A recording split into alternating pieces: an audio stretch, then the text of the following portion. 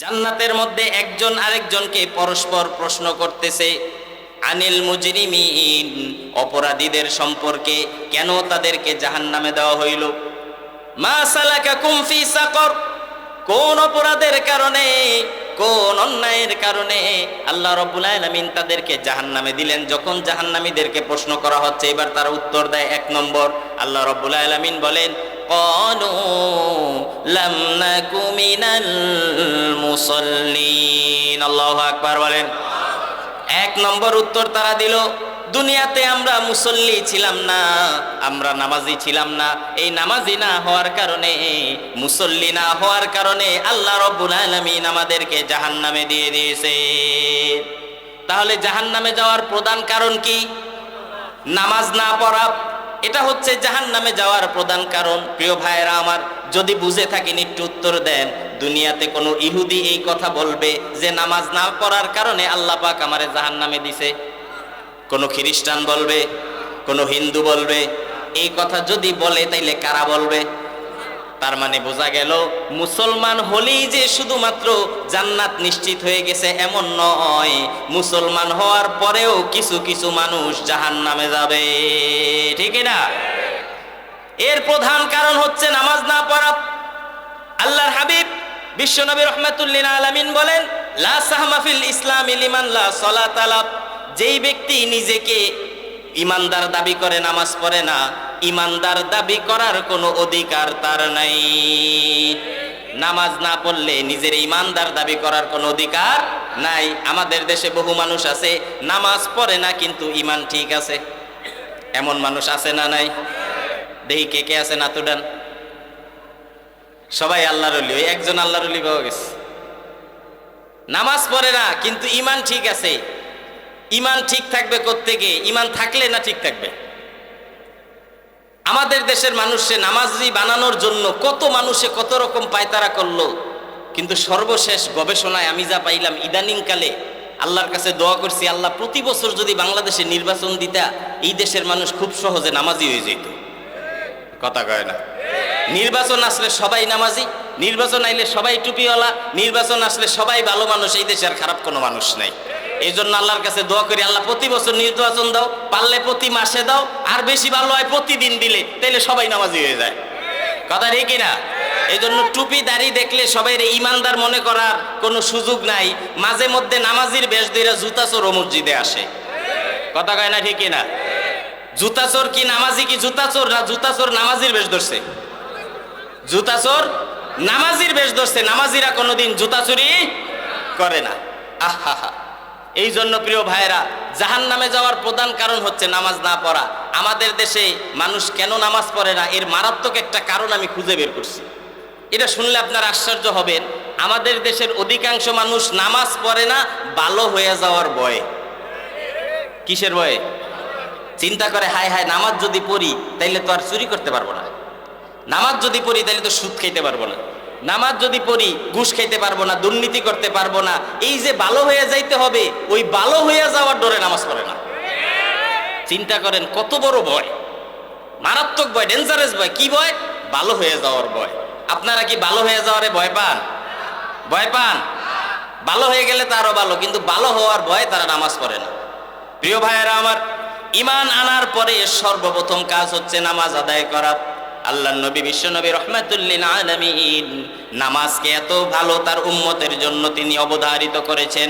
আল্লাহ রাব্বুল আলামিন হজ, যাকাত, রোজা আরো যত ইবাদত বন্দেগী আছে, সকল ইবাদত বন্দেগী আল্লাহ রাব্বুল আলামিন ফরজ করেছেন জমিনে। আর 5 ওয়াক্ত নামাজ ফরজ করেছেন আল্লাহর আরশে আজিমে। তাইলে বুঝেন নামাজের গুরুত্ব কম না বেশি? প্রিয় ভাইয়ের আমার, ইন্তেকালের আগ মুহূর্তে আল্লাহ রাসূল সাল্লাল্লাহু আলাইহি ওয়াসাল্লামের অবস্থা এমন হয়ে গেছেন, মারাত্মকভাবে তিনি অসুস্থ হয়ে গেছেন। কখনো হুশ, কখনো তিনি বেহুশ। মসজিদে আজান হয়ে গেছে, হযরতে বেলাল নামাজের জন্য আজান দিয়েছেন। বারবার সাহাবা একরাম রাসূলের হুজরা মুবারকের দরজার দিকে তাকায় আছেন, কখন আল্লাহ রাসূল দরজা খুলে পর্দাটা সরিয়ে মসজিদে আসবেন, আর সাহাবা একরাম তার পিছনে জামাতে নামাজ আদায় করতে পারবে। সাহাবা একরাম অপেক্ষায় দাঁড়ায় আছে, ওইদিকে আল্লাহ রসুল বেহুশ হয়ে আছেন। কিছুক্ষণ পরে হুশ ফিরল, তিনি আম্মা জান আয়েশাকে বললেন, আয়েশা এখন কোন সময়? আম্মা জান আয়েশা বলেন, ইয়া রাসূলুল্লাহ, ইয়া হাবিবাল্লাহ,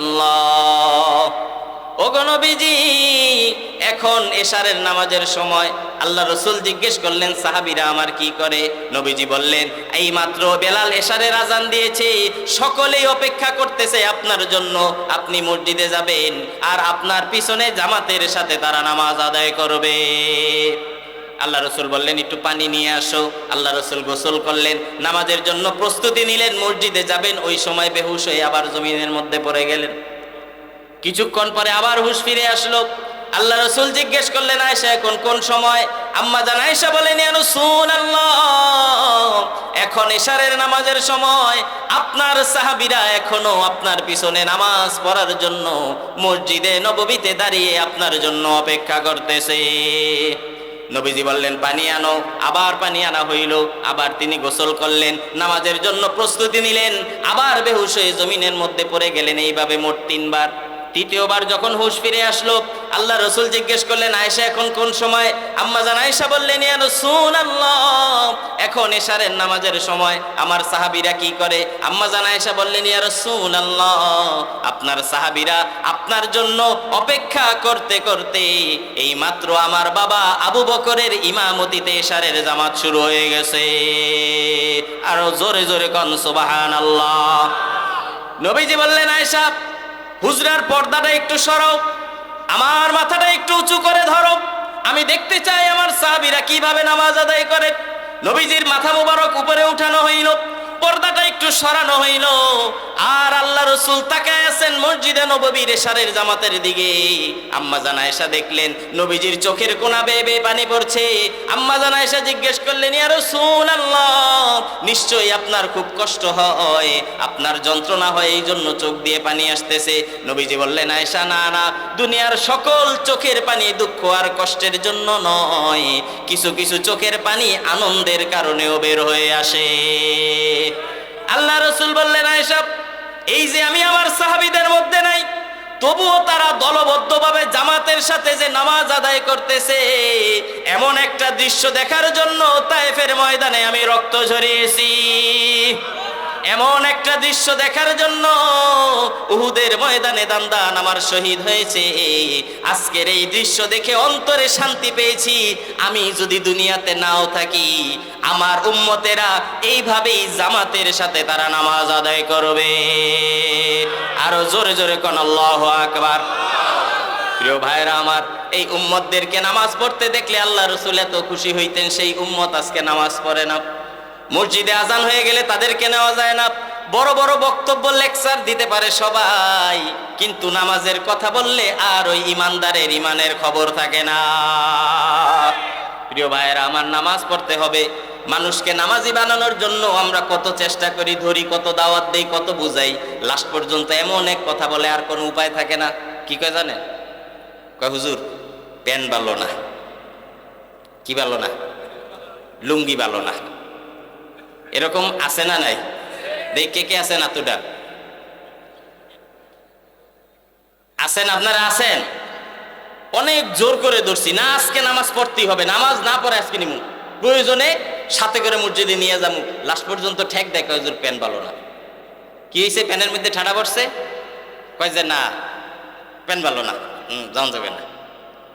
তো আমরা এতদিন জানতাম 4 বছর, 5 বছর, 2 বছরের ছোট ছোট বাচ্চারা জামা কাপড়ে পেশাব করে, আর এখন দেখি 25-30 বছরের বাচ্চারাও জামাতে পেশাব করে। এরকম বাচ্চা এই এলাকায় নাই।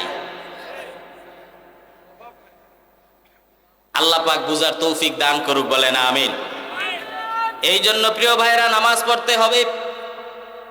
অনেক মানুষ আছে শুধু মনে মনে চিন্তা করে, আগামী সপ্তাহ থেকে নামাজ শুরু করে দেব, এই যে রমজান মাস আইতেছে, রমজান থেকে আর এক ওয়াক্ত নামাজ ছাড়বো না, আগামী রমজানে পড়বো, আগামী কাল থেকে পড়বো, আগামী জুমার থেকে পড়বো।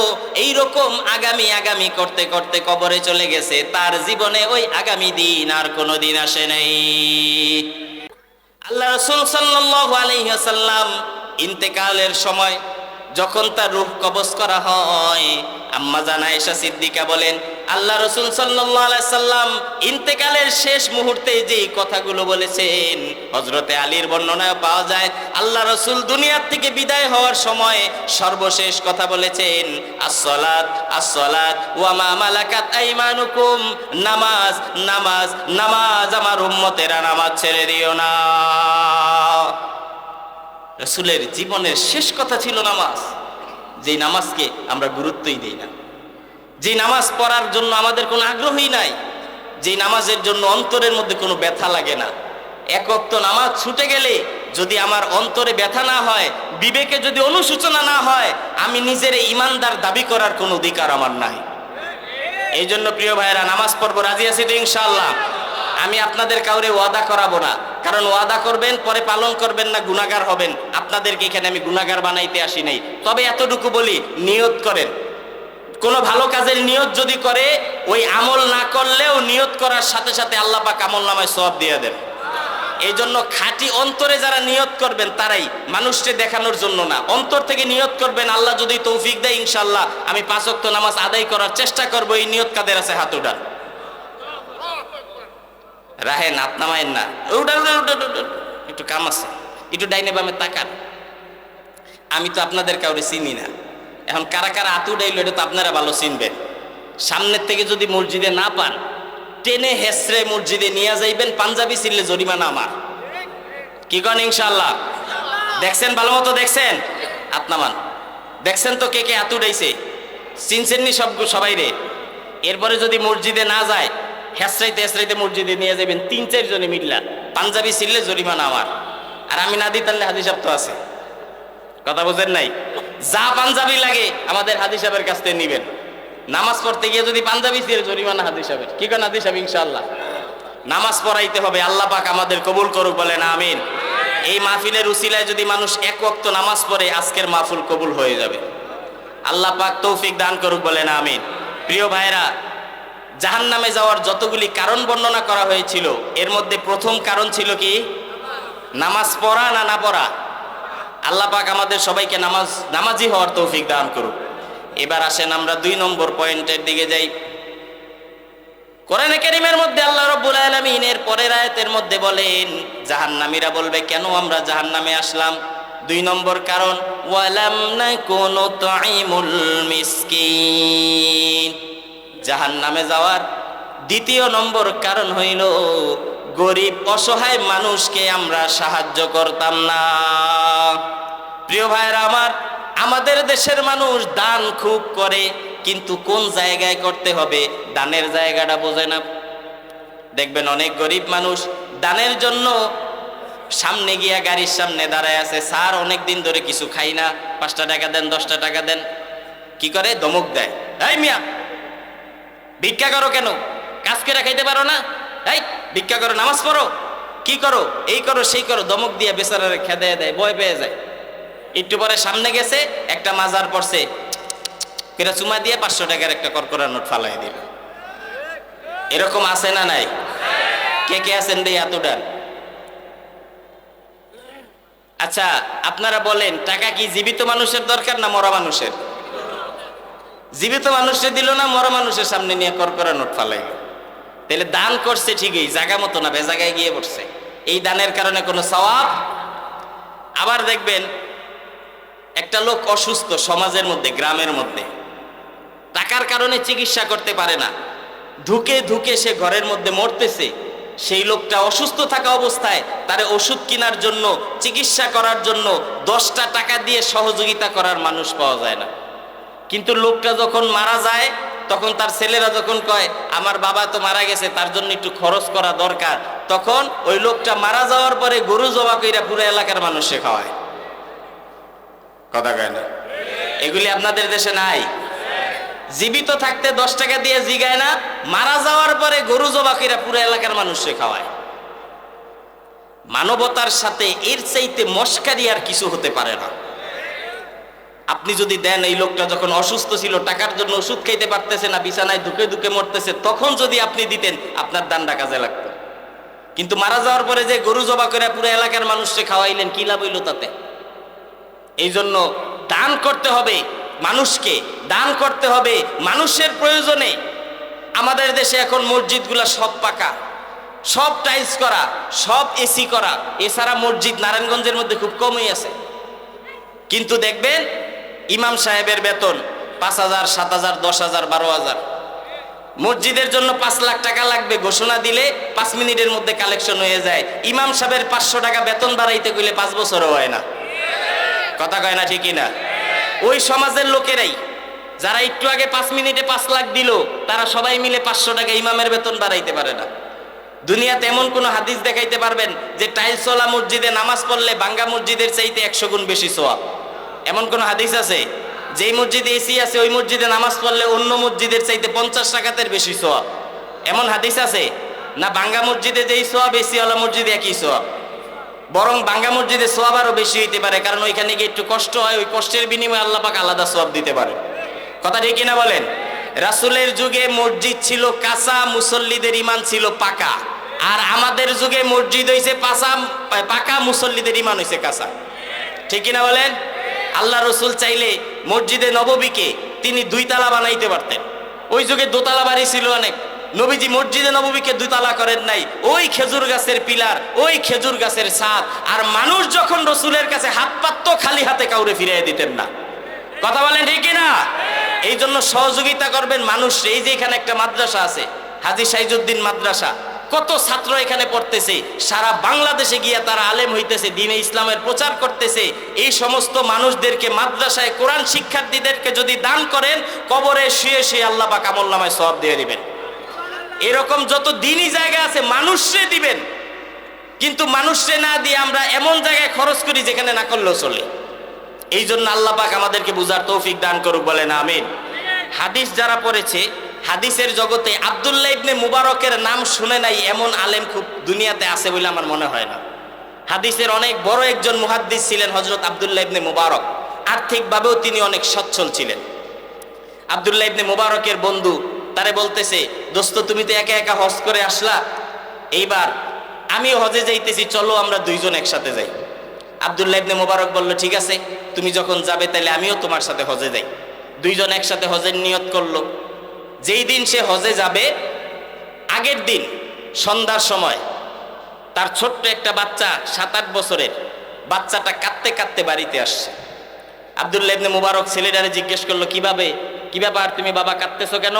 বলে, পাশের বাড়িতে গোশত রান্না করা হয়েছে, সেখানে একটু গোশত খাওয়ার জন্য আমি গিয়েছিলাম। ওই মহিলা আমারে গোশত খেতে না দিয়ে ধাক্কা দিয়ে আমারে বাড়ির থেকে বের করে দিস। কত বড় একটা নিষ্ঠুর কাজ! আব্দুল্লাহ ইবনে মুবারক চিন্তা করলো, এত নিষ্ঠুর মানুষ কে? ছোট বাচ্চাটার হাতে এক টুকরা গোশত দিতে পারলো না, দেখা দরকার। এবার আব্দুল্লাহ ইবনে মুবারক গেলেন ওই বাড়িতে, জিজ্ঞেস করলেন কেউ আছে কিনা, বাড়ির মধ্যে কে আছেন? সালাম দিল, একটা মহিলা বের হয়ে আসলো।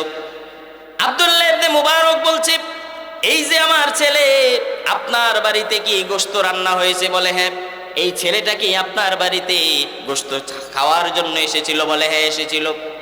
আব্দুল্লাহ ইবনে মুবারক বলে, ছোট বাচ্চা মানুষ, আপনার কাছে একটু গোশত খেতে চেয়েছে, সামান্য একটু গোশত তারে দিলে কি হইতো? বাড়ির থেকে ধাক্কা দিয়ে বের করে দিলেন আপনি, কারণটা কি? মহিলা চোখের পানি ফেলে দিয়ে বলতেছে, হুজুর, দুনিয়ার কোনো মানুষের কাছে আমি এই কথা বলতাম না, কিন্তু আপনি একজন আলেম মানুষ, আপনি একজন মুহাদ্দিস মানুষ, আপনার কাছে যদি না বলি, মনে কষ্ট পেয়ে আপনি যদি বদদোয়া দেন, আমার ক্ষতি হয়ে যাবে। এই জন্য মনের দুঃখটা আমি আপনারে খুলে বলতেছি। মহিলা বলতেছে, হুজুর, আমি একটা বিধবা নারী, অনেক দিন হয়েছে আমার স্বামী মারা গেছে, 3টা মেয়ে আমার স্বামী আমার কাছে রেখে গেছে। এই 3টা মেয়ে নিয়ে জীবন যাপন করতে আমার খুবই কষ্ট হয়।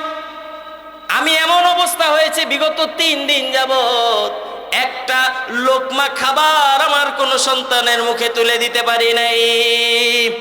ক্ষুধার যন্ত্রণায় আমার মেয়েগুলো ছটফট ছটফট করতেছে। হঠাৎ করে দেখলাম বিকাল বেলায় বড় মেয়েটা আমারে খবর দিল, সাগরের পাশে কে যেন একটা মরা গরু ফেলে রেখে গেছে। আমি চিন্তা করলাম, দিনের বেলা যদি যাই মানুষজন দেখে ফেলবে। এই জন্য সন্ধ্যা হয়ে যাওয়ার পর আমি যখন সেখানে গেলাম, গিয়ে দেখলাম বিভিন্ন শকুন আর কুকুর জীবজন্তুরা সেখান থেকে খাইতেছে। আমি ক্ষুধার যন্ত্রণা নিবারণের সন্তানদেরকে লালন পালন করার জন্য ওই যেই গোশতগুলো জীবজন্তু খাইতেছিল সেখান থেকে জীবজন্তুদেরকে সরিয়ে কিছু গোশত কেটে আমার বাড়িতে নিয়ে এসে আমি যখন রান্না করেছি, ঠিক ওই মুহূর্তে আপনার সন্তান আমার বাড়িতে হাজির হয়ে গেছে। মহিলা ডাক দিয়ে বলতেছে, হুজুর আপনি ধনী মানুষ, আপনি আলেম মানুষ, আমি আমার জীবন বাঁচানোর জন্য আমার সন্তানদেরকে হারাম গোশত খাওয়াই, কিন্তু আপনি তো ধনী মানুষ, বলেন আপনি একজন আলেম মানুষ, একজন মুহাদ্দিস মানুষ, আপনার মতো একজন আলেমের সন্তানের মুখে আমি কিভাবে হারাম গোশত তুলে দেই? এই জন্য তারে বারবার আমি বুঝিয়েছি, কিন্তু সে যখন আমার কথা বুঝে না, এক পর্যায়ে হারাম থেকে বাঁচানোর জন্য বাড়ির থেকে ধাক্কা দিয়ে তারি আমি বের করে দিয়েছি। হুজুর এই কাজ করাটা যদি আমার কোনো অপরাধ হয়, আপনি আমারে যা শাস্তি দিবেন আমি মাথা পেতে নিতে রাজি আছি। আব্দুল্লাহ ইবনে মুবারক আর কোনো কথা বললেন না, কাঁদতে কাঁদতে বাড়ির থেকে বের হয়ে গেলেন। ওই যে হজে যাওয়ার জন্য যেই টাকাগুলো জোগাড় করেছিলেন, ওই টাকাগুলো এনে মহিলার হাতে দিয়ে দিলেন। আল্লাহু আকবার। আব্দুল্লাহ ইবনে মুবারক বলতেছে, মা আমি একবার হজ করেছি, হজ যা ফরজ ছিল ফরজ হজ আমার আদায় হয়ে গেছে, এইবার গেলে নফল হজ হইতো, কিন্তু আমি জানতাম না আমার বাড়ির পাশে আপনি এত কষ্টে আছেন, এই জন্য এইবার আর হজে যাব না, হজের টাকাটা আপনারে দান করে দিলাম, এই টাকা দিয়ে আপনি আপনার সন্তান লালন পালন করেন আর আমার জন্য দোয়া করেন, আল্লাহ রাব্বুল আলামিন যেন আমারে আবার তার ঘরে যাওয়ার তৌফিক দান করে। আব্দুল্লাহ ইবনে মুবারক চলে আসলো। বন্ধু এবার বাড়িতে এসে বলতেছে, বন্ধু চলো জাহাজ ছেড়ে দিবে। আব্দুল্লাহ ইবনে মুবারক বলল, বন্ধু তুমি যাও, এবার আমি যেতে পারবো না, আল্লাহ যদি তৌফিক দেয় তাহলে আগামীতে আবার কোনো সময় যাব। বন্ধু একা একা চলে গেল হজে। হজের সব কাজ শেষ হয়ে গেছে। এইবার হজের কাজ শেষ করে বাড়িতে ফিরে এসে আব্দুল্লাহ ইবনে মুবারকের বাড়ির মধ্যে সরাসরি ঢুকলো। বাড়ির সামনে দাঁড়ায় বলতেছে, আব্দুল্লাহ ইবনে মুবারক তুমি না এত বড় একজন আলেম, কোথায় আছো? তাড়াতাড়ি বের হও। এত বড় একজন আলেম হয়ে কিভাবে তুমি মিথ্যা কথা বললাম? কিভাবে তুমি আমার সাথে প্রতারণা করলাম? কোথায় আছো? তাড়াতাড়ি বের হও। আব্দুল্লাহ ইবনে মুবারক বের হয়ে এসেছে। বন্ধু বলতেছে রাগান্বিত স্বরে, তুমি না মুহাদ্দিস মানুষ, তুমি না আলেম মানুষ, এত বড় মিথ্যা কথা প্রতারণা ধোঁকাবাজি কেন করলাম? বলে কি ধোঁকাবাজি করেছি? বলে তুমি না বলেছিলা হজে নাকি যাবা না, কিন্তু আমি যখন আল্লাহর ঘর তওয়াফ করি, বাইতুল্লাহর সামনে আল্লাহর ঘর তওয়াফ করি, তখন আমি দেখি তুমি আমার সামনে আল্লাহর ঘরে দাঁড়ায় আছো। লোকটা বলতেছে, আমি যখন নবীজির রওজা মোবারক জিয়ারত করি, তখন তাকায় দেখি নবীজির রওজার সামনে তুমি দাঁড়ায় আছো। এইভাবে প্রত্যেকটা হজের কাজ আমি যখন পালন করেছি, মিনায় গিয়েছি তোমারে দেখেছি, মুজদালিফায় তোমারে দেখেছি, আরাফার ময়দানে তোমারে দেখেছি, যত জায়গায় হজে গেছি সব জায়গায় আমি তোমাকে দেখতে পেয়েছি। সর্বশেষ বিদায়ী তোয়াফ যখন আমরা করতেছি, ওই বিদায়ী তোয়াফ করার সময় এই যে পোটলাটা আমার হাতে দিলা, দিয়া বললা, বন্ধু আমার এই প্যাকেটটা তুমি রাখো, আমি আসতেছি। সেই যে গায়েব হইলা, আর তো তোমার দেখা পাইলাম না, এই নাও তোমার আমানত, তোমার কাছে ফিরাইয়া দেওয়ার জন্য এসেছি। এই কথা বলে তার বন্ধু আব্দুল্লাহ ইবনে মুবারকের হাতে একটা থলে ধরায়া দিল। আব্দুল্লাহ ইবনে মুবারক খুলে দেখতেছেন তার মধ্যে টাকা, কিছুই বুঝতে পারেন নাই। বুজুর্গ মানুষ, আল্লাহওয়ালা মানুষ, সাথে সাথে ঘরে চলে গেলেন। ওযু করে জায়নামাজের মধ্যে সেজদায় দিয়ে তারা পড়ে গেলেন। যারা আল্লাহর কাছে সকল সমস্যার সমাধান চায়, তার সমাধান আল্লাহ দেয় নামাজের সেজদার মধ্যে, কথা রেখে না। শেষ রাত্রের মধ্যে আল্লাহ রাব্বুল আলামিন তাদের সমাধান দিয়ে রাখেন। রাতের আধারে যারা সেজদাতে রয়, দু চোখের অশ্রুতে নদী যেন বয়, ঠিক না? রাতের আধারে যারা সেজদাতে রয়, দু চোখের অশ্রুতে নদী যেন বয়, ছলনার হাত ছানি যতই আসুক, পিছনে ফিরে সে তাকায় না। যাদের হৃদয় আছে আল্লাহর ভয়, তারা কবু পথ ভুলে যায় না। আল্লাহর প্রেমে ছাড়া এই দুনিয়ায় কারো কাছে কোনো কিছু চায় না। ঠিক কিনা বলেন?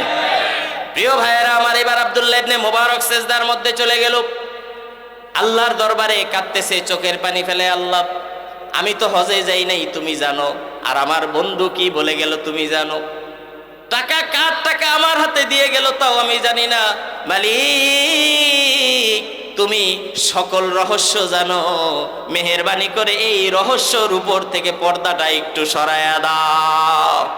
আব্দুল্লাহ ইবনে মুবারক চিন্তা করতে করতে শুয়ে পড়ল, তার ঘুম আসলো, ঘুমের মধ্যে স্বপ্নে দেখে আল্লাহ রাব্বুল আলামিন দেখাইলেন, আব্দুল্লাহ ওই যে তুমি তোমার হজের টাকা পার্শ্ববর্তী গরিব নারীকে দান করেছো, আল্লাহ রাব্বুল আলামিন তোমার এই দানকে এত পছন্দ করেছেন, তোমার পরিবর্তে একটা ফেরেশতারে তোমার আকৃতি দিয়ে হজের কাজ কমপ্লিট করে দিয়েছেন। হজের ময়দানে না গিয়েও আল্লাহ রাব্বুল আলামিন তোমার হজকে কবুল করে নিয়েছেন। জোরে জোরে কোন আল্লাহু আকবার, নারে তাকবীর। সম্মানিত ভাইয়েরা আমার, এই জন্য গরিব দুঃখী মানুষকে সাহায্য করা, জাহান্নামীরা বলবে আমরা কেন জাহান্নামে এসেছি, 2 নম্বর কারণ আল্লাহ রাব্বুল আলামিন বলেন ওয়ালাম নাকুনু তুইমুল মিসকিন, আমরা জাহান্নামে আসার কারণ হইল গরিব মানুষদেরকে আমরা সাহায্য করতাম না, খাবার দিতাম না। গরিবরে সাহায্য করবেন তো ইনশাআল্লাহ? সামনে রমজান মাস আসতেছে, অনেকেই দেখবেন রোজা রাখতে কষ্ট হয়, সাহারি করতে পারে না, ইফতার করতে পারে না, খুঁজে খুঁজে এই মানুষগুলার হাতে যদি কিছু দেন, আল্লাহর আরশে আজিম আপনার উপর খুশি হয়ে যাবেন। আল্লাহ রাসূল সাল্লাল্লাহু আলাইহি সাল্লাম বলেছেন ইরহামু মান ফিল আরদ ইয়ারহামুকুম মান ফিস সামা, জমিনবাসীদের উপর তুমি দয়া করো, আসমানের মালিক তোমার উপরে দয়া করবেন। এই জন্য পৃথিবীর মানুষকে, গরিব অসহায় মানুষকে ভালোবাসবো তো ইনশাআল্লাহ। আল্লাহ পাক কবুল করুক, বলেন আমিন। তাহলে পয়েন্ট কয়টা গেল? আছেন আপনারা? দেখছেন আছেও কয় এমন ভাবে, কবরস্থান তো এইদিকে না, ওয়ালের ওই সাইডে নাকি? এটাও কবরস্থান? এদিকে কবর আছে? জানাজার মার তো, কবর তো সব হইলো এইদিকে, আপনারা মুর্দাগো মতো করতেছেন কে? আছেন আপনারা? দে আর একটু জোরে, ওই পিছে হেরা নাই। আপনারা আছেন নি ইনশাআল্লাহ? আল্লাহ পাক সবাইরে কবুল করুক, বলেন আমিন। কয় পয়েন্ট গেল? আর বাকি আছে কয়টা? আর 2টা শুনবেন না? শুনবেন ওই যে এরাকে শুনবেন না, শুনবেন আর 2টা শুনবেন ইনশাআল্লাহ। কন আমিন, কন মারহাবা, কন। সম্মানিত ভাইয়েরা আমার, 3 নম্বর কারণ আল্লাহ রাব্বুল আলামিন বলেন ওয়া কুন্না নাখুদু মাআল খাইদিন। আল্লাহু আকবার বলেন। 3 নম্বর বৈশিষ্ট্য আল্লাহ রাব্বুল আলামিন বলেন আমরা মানুষের সাথে সমালোচনাকারীদের বসে বসে আমরা সমালোচনা করতাম। প্রিয় ভাইয়েরা আমার, আমাদের দেশে তো সমালোচনা নাই, আসেনি মানুষের সমালোচনা? কেমন, কম না বেশি? আহা হা হা, যে কিছু পারে না হেও সমালোচনা করে। সমালোচনার ডক কি জানেন? একটা উদাহরণ দেই। এক লোক গ্যান্ডারি চিনেন? গ্যান্ডারি খাইতেছে আর রাস্তা দিয়ে হাঁটতেছে, তো আরেক লোক তার পিছনে পিছনে হাঁটতেছে। এখন ওই যে লোকটা গ্যান্ডারি চাবায় চাবায় নিচে ফালাইছে, পিছনের লোকটা ওই গ্যান্ডারিটা উঠায় আবার চুষতেছে। যখন দেখে রস পায় না, তখন কইতেছে কি খাচ্চরের খাচ্চর, এমন চোষা চুষছে 1 ফোঁটা রসও রাহে নাই। এই সমালোচনা আমাদের আছে না নাই? এই জন্য সমালোচনা বন্ধ করতে হবে। আমাদের দেশে বেশি সমালোচনা হয় ইমাম সাহেব। এই সমালোচনা করতে কোনো সার্টিফিকেট লাগে না। সমালোচনা করে কি? বিভিন্ন কাজে বিভিন্নভাবে। তো আপনাদেরকে ইনশাআল্লাহ সময় পেলে কথাগুলো বলতাম। আমাদের প্রধান মেহমান চলে আসছেন, হুজুরকে বসিয়ে রেখে কথা বলাটা বেয়াদবি, এই জন্য আর সময় নিলাম না। 3 নম্বর হচ্ছে সমালোচনা করা, 4 নম্বর কিয়ামতকে বিশ্বাস না করা। এই 4টি কারণে আল্লাহ রাব্বুল আলামিন মানুষদেরকে জাহান্নামে দিয়ে দেন। 1 নম্বরে নামাজ না পড়া, 2 নম্বর গরিবদেরকে সাহায্য না করা, 3 নম্বরে অহেতুক মানুষের সমালোচনা করা, গীবত করা, আর 4 নম্বরে কিয়ামতকে বিশ্বাস না করা। আল্লাহ রাব্বুল আলামিন এই কথাগুলি যা বললাম আপনাদেরকে, আমাকে, সবাইকে আমল করার তৌফিক দান করুক, বলেন আমিন। ঠিকমতো আমিনও কয় না। কবুল এলে সমস্যা আছে? কবুল এলে সমস্যা আছে? তো জোরে কর না আমিন। হাযা মা ইনদি ওয়াল ইলমু ইনদাল্লাহ আলাইহি তাওয়াক্কালতু ওয়া ইলাইহি উনীব। আসসালামু আলাইকুম ওয়া রাহমাতুল্লাহি ওয়া বারাকাতুহু।